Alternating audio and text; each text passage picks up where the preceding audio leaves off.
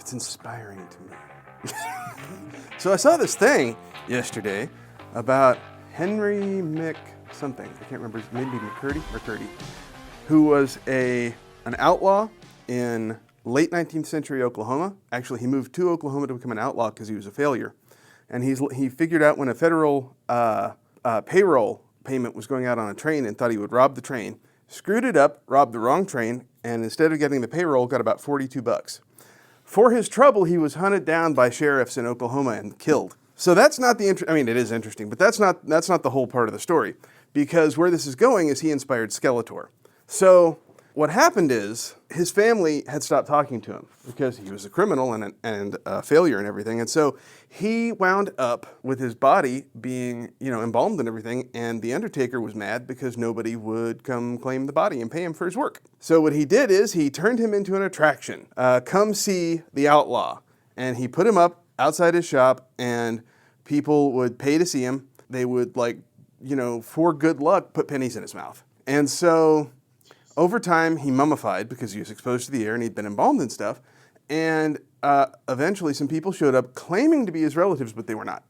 They actually owned a circus and a sideshow, and they wanted the body because they knew it would make money. And so they talked the Undertaker or whatever into selling it to him, took off with it, right? And so it changed hands from one sideshow to another for years, went to Coney Island, and it wound up in California in this sideshow, and this one kid, would see it regularly. Mark Taylor is his name, and scared the crap out of him. Okay, well, eventually somebody, it was in an episode of The $6 Million Man, and the set decorator hated it, didn't like the way it looked, wanted to move it. And they went to move it, they picked it up, the arm came off, and they went, oh crap, this isn't a fake. And that's when he was finally inhumed in a cemetery in Oklahoma. Mark Taylor was one of the concept artists on He-Man when the toy line was being developed. And he had to do Skeletor, and so he thought back to that mannequin he thought that scared the crap out of him as a kid, because he never thought it was a mannequin. He always thought it was real. And so he based Skeletor, the look of Skeletor, on that mannequin. So I'd heard about McCurdy before, but I hadn't heard that Mark Taylor specifically had based Skeletor's look on him, which is kind of interesting. Maybe a little too grisly for the podcast, but interesting. Okay. Hey, folks, welcome back to Concept Pending. This is the Heroes and Villains podcast where we talk about what inspires us and what we make for you. Today I've got Heather Lamp or Lampy? Lampy. Lampy? Okay. Common misconception. Well, it's one I never ask. We get to working and then I always feel awkward about asking because it's like been long enough and it's like, well, shouldn't you know? I should. I'm an adult, I swear. Anyway. And we've got Alberto Cortez, AC, with us today. How you doing, AC? Hello. Hey. Pretty good. All right. So we are talking about, we've got a program that we've just recently started with Critical Role, print-on-demand type thing, where sometimes with key storylines and key moments, we're going to be releasing shirts to coincide with it so that fans can get their hands on it and immediately be able to rep the show and show off their favorite moments, But more broadly, we're going to be talking about the print-on-demand programming efforts we've done in the last couple of years. We started with Star Wars and then did one with Star Trek, and now we're doing Critical Role. AC's been doing those, and I've been working on them with him from time to time. And Heather is our women's designer, has also done some direct-to-garment, T-shirt design work too. So AC, the first one you did was Star Wars. Was that when you did Ahsoka, or was that an earlier one? No, I think we started with The Mandalorian. Okay. What was that, the first season, or what season was that? I believe it was the last season, which was, I think, the third, wasn't it? That sounds right. Yeah. Yeah, I think it was the third one. That's the one that basically ended with the cowboy shot where he's standing on his little spread out on the desert planet. I guess it's Tatooine, isn't it? And he's got his foot up on a rail, which is supposed to look like where you would hitch a horse, but it's, where you park your speeder, right? Right. So yeah, we started with The Mandalorian, and afterwards, I believe in 2 months, the Ahsoka series started. So we proposed a POD for that as well, and then we just hit it off. And with Star Wars, the way that was working is an episode would come out, and then you will watch the episode and make notes and come up with concepts. Watch the episode and base your work on that. So the print on demand was coming out after the episode, right? Yeah, in the case of The Mandalorian and Ahsoka, they came after. Okay. Obviously we were rushing as fast as we could, taking what we saw on the episodes, but also checking how people were reacting to the episodes and what exactly they were liking about the episodes. So we knew right away, right, what items to tackle and what to focus on. It was a really fast paced type of delivery. Yeah, I remember when you guys were working on it. But it was really fun. It was really fun because we were able to get really creative of just by focusing on things that were happening on the series and build and create upon that. So it was a lot of fun. It was a lot of fun. And then I know, like, the next one, I think, was Star Trek, right? We did season 2 of Strange New Worlds. Correct. Okay. Correct. And that one was interesting because they gave us early access, so we were able to have the shirts come out at the same time. That was really wonderful. So yeah, that works even better because now we were ready, and in terms of the launch of these teas, that serve a better purpose, right? Now we can actually be ready even before the episodes air and such. Yeah, and the response to that was pretty great. People were pretty excited because it was coming out at the same time. I think that's the best part, man. Just seeing that feedback and how people react to it. That was the best part of it, of all the exercise. And then Critical Role is who we've started to work on now, and they've been pretty enthusiastic partners overall, because an episode of Critical Role can be 3 hours or more long. So rather than give us the whole episode, what they're doing is we're, working back and forth with them on things that sound like fans may respond to them or that are definitely significant, and then we're producing based on clips and direction from them. So there's a lot more back and forth up front, which is also interesting. The exercise with them, it's very interesting because obviously they know ahead, right, of what items they're going to tackle and what items they know are going to shine. So, and at least for me, it's a learning process because as I move along, I'm learning about these characters that I didn't know, or learning about their past history. So yeah, it's totally different. It's totally different. Like in the case of Star Wars and Star Trek, obviously I knew a bit more about it. But yeah, in terms of the Critical Role, it's a learning process all the way. How do you know what's going to be a popular moment? That's interesting. I think it's how you react to that episode, right? Like if you had a huge laugh about what happened, or if you saw a revealing moment, it could be a revealing moment for a character. It could be a revealing moment for what's going to happen in the story, right? Like character development? Yeah. Or a particular item that all of a sudden gets a greater importance than you thought. So you know that people are going to react to it. But like I said, in the terms of Mandalorian and Ahsoka, I also had the ability to, look at the web and look at YouTube and see how people were reacting to stuff. And I could actually, Draw upon fan reaction. Yeah. What I find interesting about getting the material up front, like Star Trek, right, is you're having to make your own decisions about what people will find interesting. Right? Exactly. And what's interesting about that is it winds up being more editorial. You have an opinion about the episode because you're picking out the parts that you find interesting, right? Mm-hmm. And I usually don't try to guess in a situation like that what I think people will like, because I think that's just not going to work, right? What you do is you have a genuine point of view, right? The way Monty Python, for example, I've heard interviews with them, the way they would write sketches, right?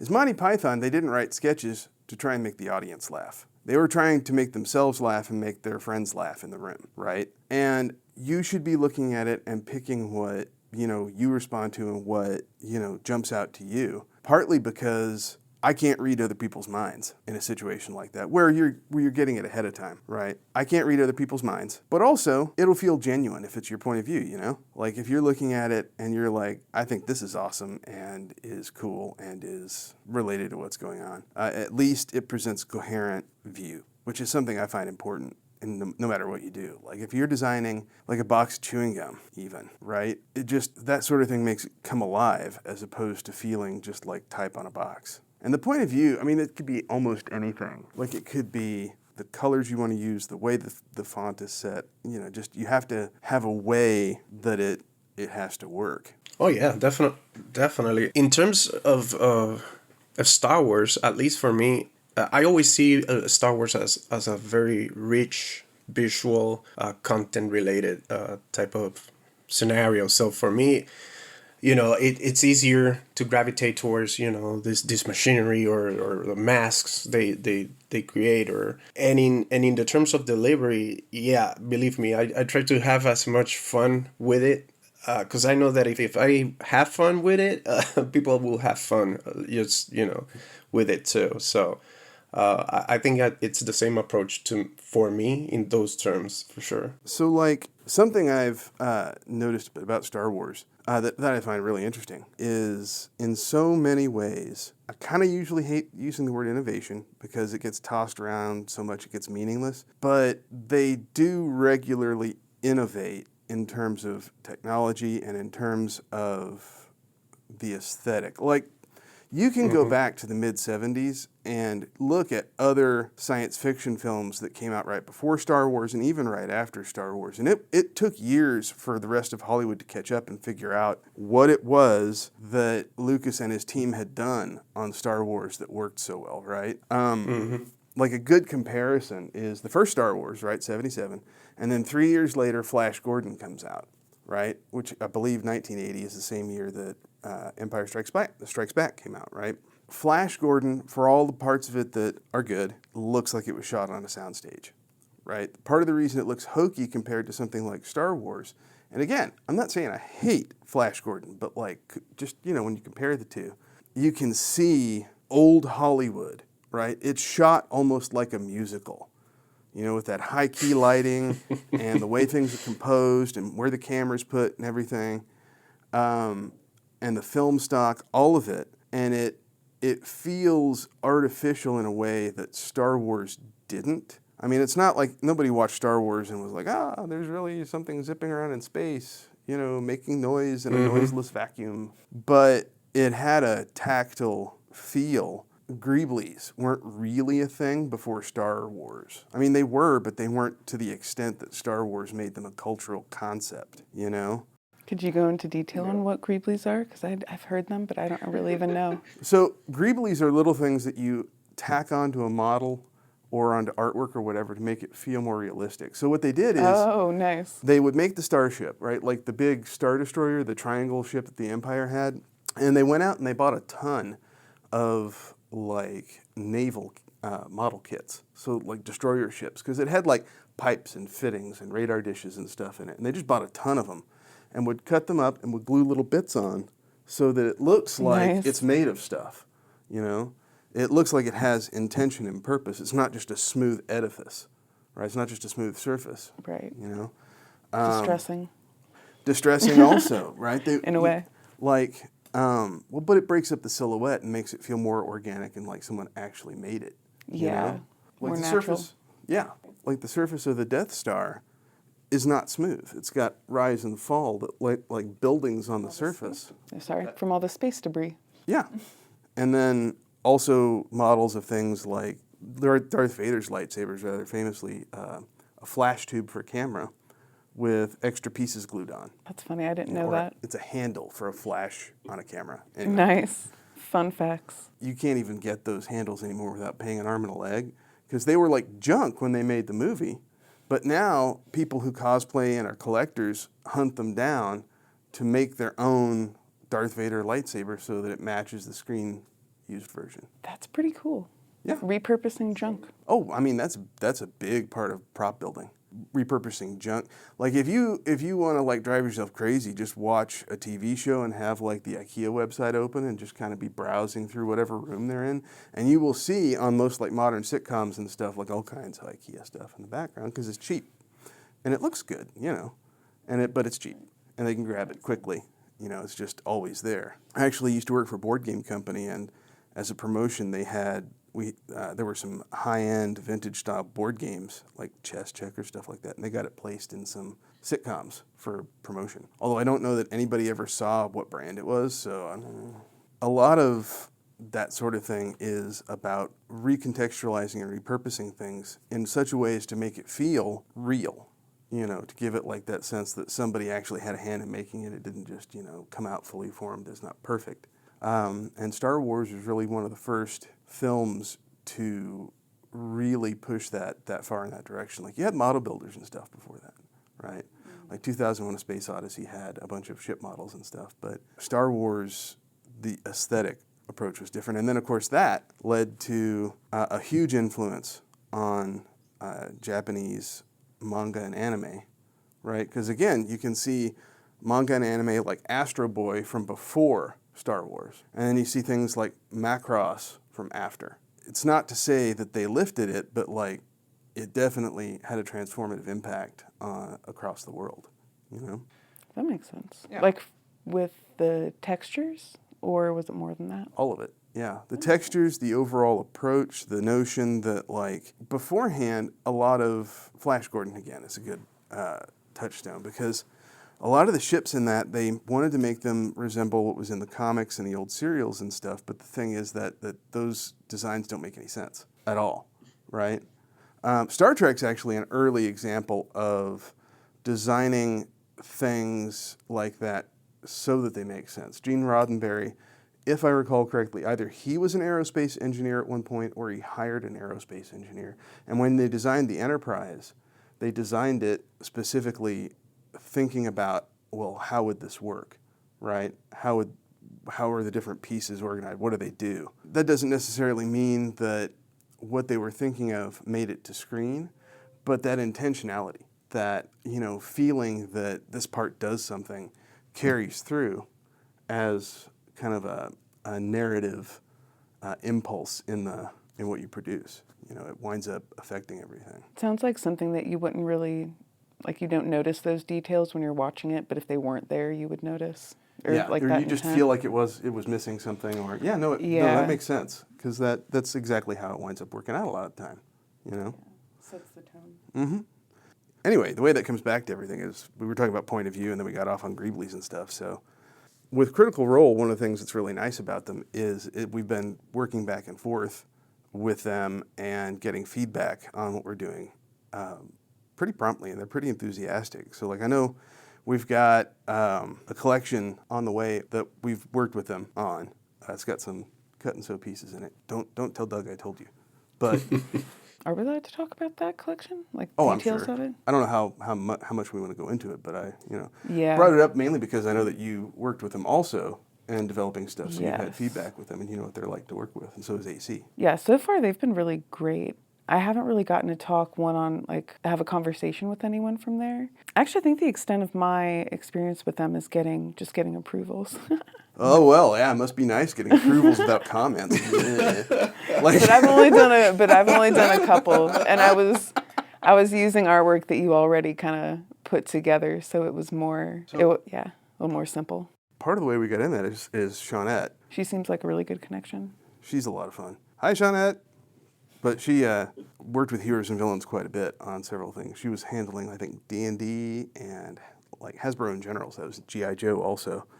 And so we worked with her quite a bit. She's their licensing coordinator, so she's the one we talk with most often. That makes sense. Yeah. So like, I believe that we started with Critical Role for an event, right? Yeah, they had an event how last October. Everything got started. Mm-hmm. The Mighty Nine, they did a Mighty Nine, yeah. revival for one session in London, and AC knocked out a bunch of shirts that they were floored with. But that was crazy because it was kind of, we were rolling with the train. Yeah. We were getting on board the train because everything was all set up, and this was like like a nice approach that we did, and then all of a sudden they were on board and they wanted that for the event. It was so fun, but it was scary because we were thinking like more, ahead of with some time or so, but they were like, no, we want something for the event, and can you guys do something? So it was a lot of fun then.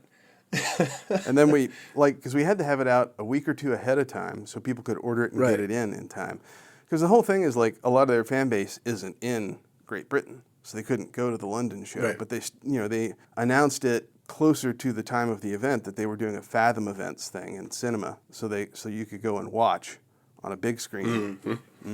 Gotcha. And that way fans could have a shirt and also wear it to the event. And that was a pretty great fun. response. I don't even remember what I was working during that period. You came to me like, "Hey man, we got this for Critical Role.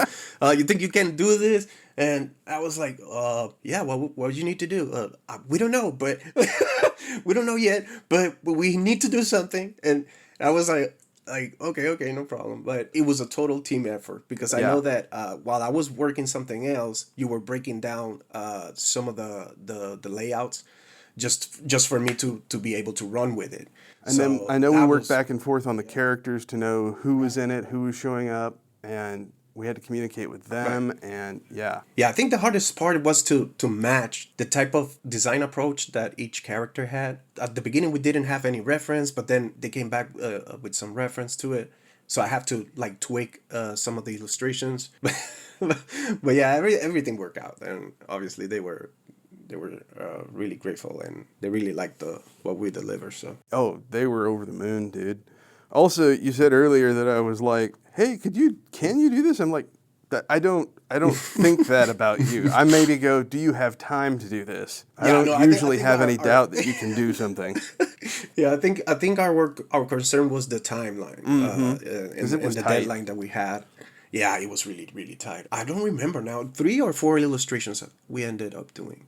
I think so. And then you worked them up to be on a couple of different blanks. So we had gotcha. I think 3 or 4 illustrations, and then it was like 6 shirts, I think, total dropped. I mean, it was great. 7. And I'm getting the high sign. 7? Oh, Jesus Christ.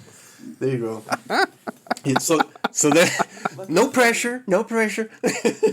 But yeah, I think the highlight of it was when they actually used them and showed them during the podcast. Do you remember that? I do. That was really cool. Yeah, I was watching that episode live, and Do they do all of their episodes live now, or is it? so they used to do them live, but now they tape them ahead of time. I was Gotcha. watching it broadcast. So they broadcast on Twitch, Gotcha. and then they will archive it on YouTube. So you can watch all of Critical Role on YouTube if you want to. They also have it in podcast form, and you can download that and just listen to it at your leisure. And their episodes are pretty long, aren't they? About 3 hours a piece. Yeah, it's a lot of time, but it's fun. good stuff. Yeah. Yeah, it's entertaining to listen to / watch. Well, I haven't 'cause actually seen their videos yet, but I've heard the audio podcast. it I think totally I've been on comes their through that they're website, all too. friends, right? Yeah. Yeah, which is one of the best things about it. Right. At the beginning, I didn't even know about the podcast or anything. I just knew about the comic book. During a period of time, I think it was last year, a couple of years ago or something like that, that Joe Madureira made a cover for their one of their books. So it was highlighted on one of the social media that I visit, and I was aware of Critical Role because of that.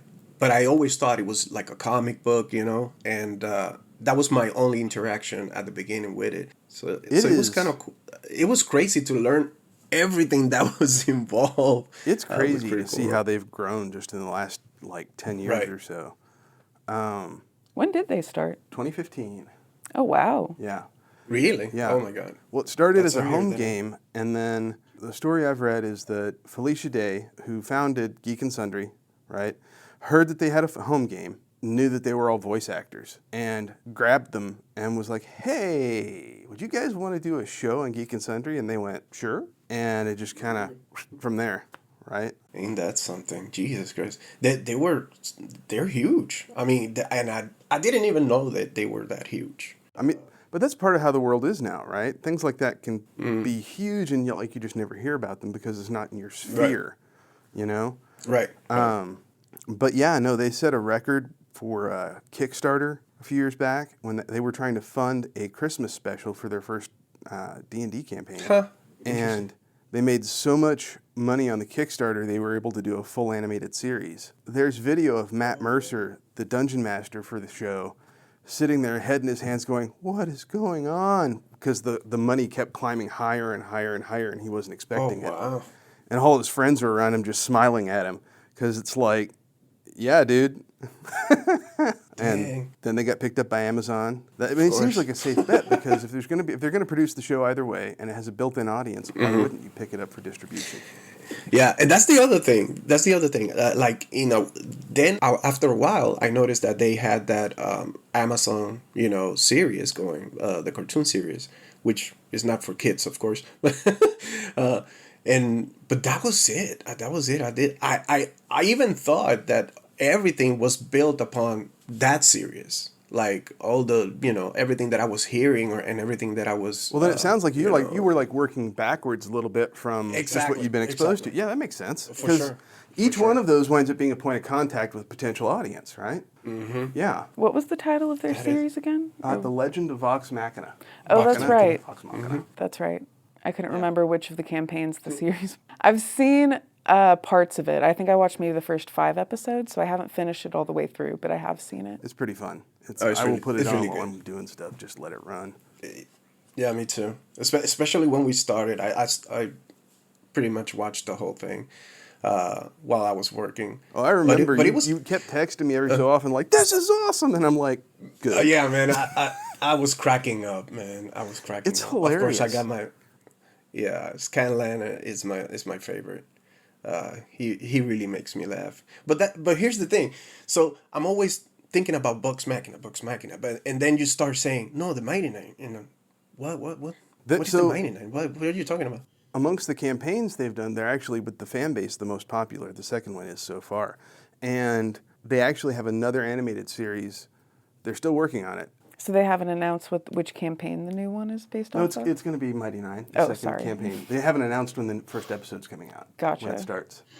Yeah, I thought it was a little strange that they did Vox Machina for the series, just considering the Mighty Nine seems to be more Well, popular. but you got to start But it did somewhere. turn out well. Yeah. Yeah. And so the idea was they were going to do a Christmas special for Vox Machina, and they've made so much money on it, and then they expanded from there. So Oh, that makes sense. yeah.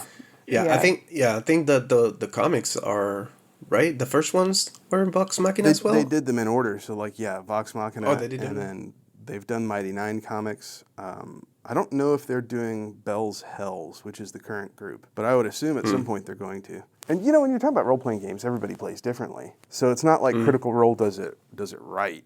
It's that they do their way of doing it. And one of the things you hear about sometimes when you're online talking with people about role playing games is the so-called Matt Mercer effect, where people expect their dungeon master to be like Matt Mercer. But like, first off, that's not fair to him, because he runs the games his way. And there are other dungeon masters who have worked with Critical Role or who are just out and about, and they don't run games like Matt Mercer does, because it's very individualized. But also, you run your game for your players. You run your game to cater to the players you have. And you have things and ways that you do that, but like, you're not just plopping it down in front of them and waiting them to go at it like a pig into slop. You're tailoring it to them so that, it's to have fun. The whole thing is so that you're having fun with your friends. It's not, Right. yeah. I've played with people who are like, they wrote a novel and they want you to act through it, and that's not a lot of fun, because if you don't do what they were expecting you to do, they don't. Come on, man. You have to cooperate. Man, I am making a playset, like the Dagobah playset from when I was a kid, or the Ewoks treehouse, or like the Hall of Justice from the Superpowers line. Cause Oh my God. that man, Really, that one? that is my favorite toy line. But what we've done is we've made these 2 shirts so far, right? They're being released on the same day, and this shouldn't have any spoilers because this should be coming out after both of these episodes have aired. But AC, you're doing one for a character named Dorian Storm, right? Dorian Stone. Correct. Yes. And I did one for Fresh Cut Grass. Go ahead. You want to tell us what you know about Dorian and like kind of what you were thinking about? So I know very little. I think you expose what I knew about the character, that he's a recurrent character. Then he was supposed to be dead, but he's coming back. That part I didn't understand. I'm still trying to get there in terms of his back history. I do know that a lot of people gravitate towards this character, and you can tell by the fan art that you will find. If you search around for Dorian Storm, you'll see a lot of people doing fan art for that character. So I know he's very appreciated, very valued. He has a strong fan base.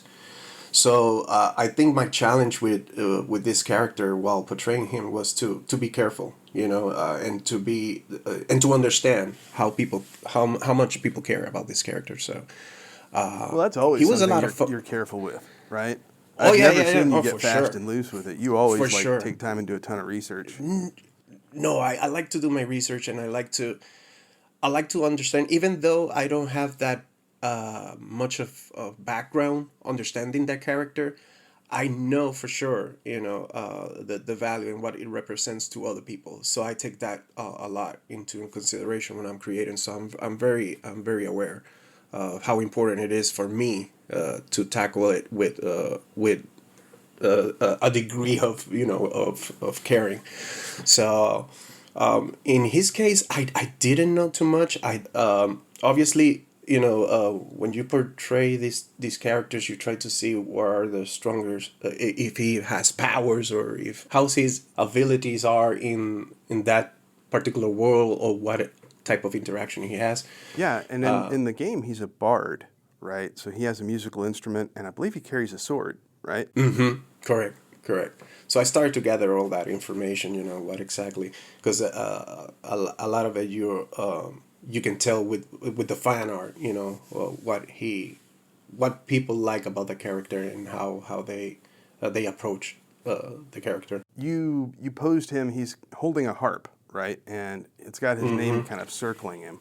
Here's the thing: when I do these type of shots, I try to they seem simple, right? And if you were doing a comic book, I can hear my mentor saying, put some drama there, put some drama there.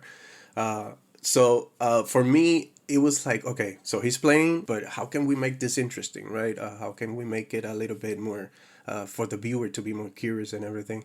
So I did him, playing, but if you look at his face, there's something there, right? You don't know if it's like looking at you in a good way or in a bad way.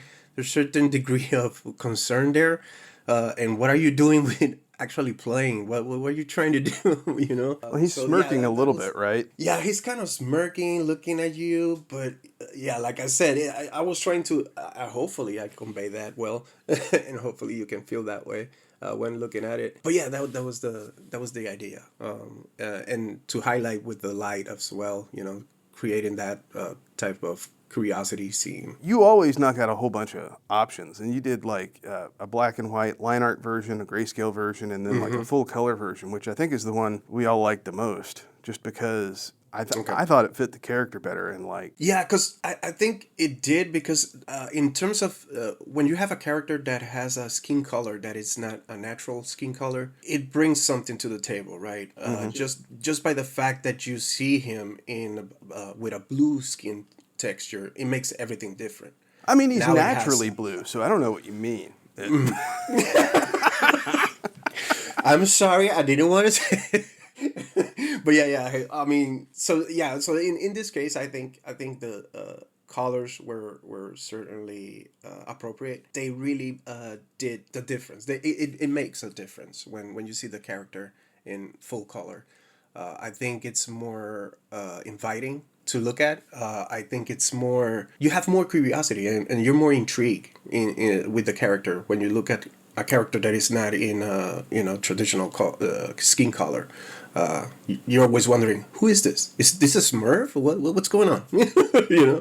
The one I did was fresh cut grass, which is, first off, I can't produce That's art hilarious. like what you do typically. So I didn't even want to try. So I went kind of 180 the other direction with I it. love it. And I love it. I did a couple of versions. I did one that's kind of looks like a badge, right, with a more simplified version. And I did another kind of a rat fink looking fresh cut grass where he's a little robot. He has one wheel. like a unicycle. One wheel, like Gizmo. Yeah, Gizmo Duck. Yes. Yeah. And like I had him like leaning forward with the tire spinning and smoke coming off like an old Rat T-shirt or something. That was fun. But again, I had to go the other way. I mean, I love it. The approach and the style that you applied to the character, I love it. And I noticed that at the beginning, the first ones were like more focusing on his face and head. I don't know if you were avoiding to do the full figure, but afterwards, the last ones that you share with his full figure and more in action pose, those were great, dude. Thank you. You know, it makes sense for the character, right? And it feels dynamic if he's leaning forward or doing something. And then, so Dorian's shirt is to celebrate his return to the show. And then Fresh Cut Grass is, and this is sad, a memorial because the character dies in epic fashion on the show. No. So this is coming out after. So I will, right now, if you haven't watched the episode, if you want to know what happens, don't hit pause or skip forward about a minute or whatever. Okay, so I'm about to explain what I know. And okay, so he dies he kamikazes. He takes out the big bad evil guy. He's a robot, so he's got an energy core, and he basically rolls it right up to the enemy, grabs him, and then fires, boom, and hits his energy core to detonate it. And when he's dying, he looks at his friends, and he basically looks at him and says, because of you guys, I finally get to know that I'm alive. And boom, kills himself. And he made all of the players at the table cry. I bet. Yeah, it was kind of amazing. I'm getting Heart-wrenching. goosebumps talking about it, see? Goosebump worthy for sure. I think a lot of people will feel with that, like if Johnny number 5 was taking his life, just to say. Man, where is my short circuit edition of Frankenstein and Pinocchio in a collected edition? Right. You know, that is a deep cut Short Circuit 2 reference for everybody in here, right? Yeah, I don't know that one. Heather, we're going to give you a list, okay? Oh yeah, I'll add to it. Right. If you haven't seen the first one at least, it is. I have not. It is pretty cute. It's pretty fun. It also has a horrifyingly not politically correct performance by Fisher Stevens. Mm-hmm. Yeah. I mean, you'll see the contrast. Yeah. So going back to the tease that we're working. That's for which episode was it? So that is related to. Yours is Dorian Storm, and it comes back from the time we're recording this, comes out in a few weeks, like around the 18th. The 18th? Okay. Of April, and then Fresh Cut Grass should air tomorrow, the 11th, so a week ahead of Dorian. And by the time this comes out, they should have both already aired, so this shouldn't have any spoilers in it. Any spoiler? Yeah. Okay, good. Yeah. That's about it for the week, right? I think so. Awesome. Yeah, and you guys got to see this week a little bit how, Heroes and Villains is a bit like two squirrels in a cage. Right? Yeah. Thank you guys for tuning in. This has been Concept Pending, the Heroes and Villains podcast. Please come find us online at our website, www.heroesvillains.com, or you can find us on social media at Heroes Villains Brand. We will talk with you guys next time. Thank both of you for being here. This was fun, as always. Always. All right. So long. Bye.